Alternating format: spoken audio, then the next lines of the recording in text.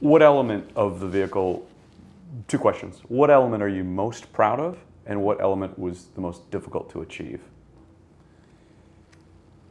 It might be the same, but there's many elements so I can add some. But the silhouette was, in the modern era, a car with the rear lower than the front volume, it doesn't really exist so much. Yeah. And but we knew this was from the beginning. Like when we start a project, we have this proportion phase where the designers get to have very close relationship with the package engineers.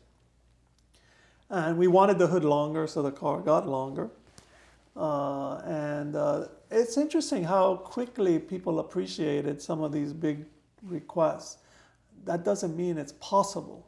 Right. And the possible parts relating to crash performance, relating to weight, it's a sports car. From the beginning, we knew twin turbo, 400 horsepower, and with a manual was like, it wasn't a foregone conclusion, but it was on the table of things that were likely, if we can figure out how to get a manual to handle all that kind of force. And so the rear was the part that was a bit tricky because the rear wants to be a little bit higher, but it didn't need to be at the end. This is the thing. Designers get a little bit of a bad rap for challenging everything.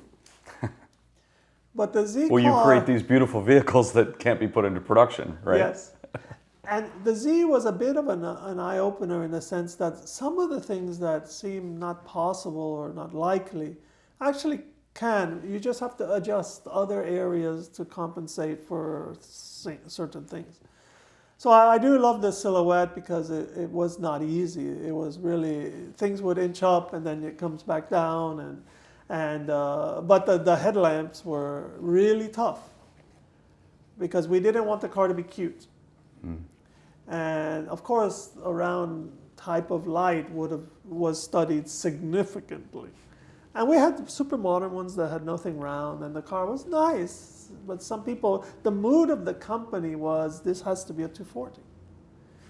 Like, finally, let's make what we have been teasing and tickling, and because the Ajay's Revival Z was never wanted to have anything to do, because the 300ZX had become unpopular. It's hard to imagine today, but it was a car that wasn't selling very well. It was expensive. And when it was launched, it was breathtaking. Yes, it was. So Jay and those of us, but Randy Rodriguez, the 370 was supposed to be a 240, but not. It didn't really.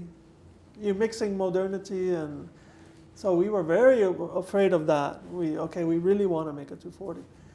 So luckily the Genos, we're so close to our Zama factory, our heritage museum.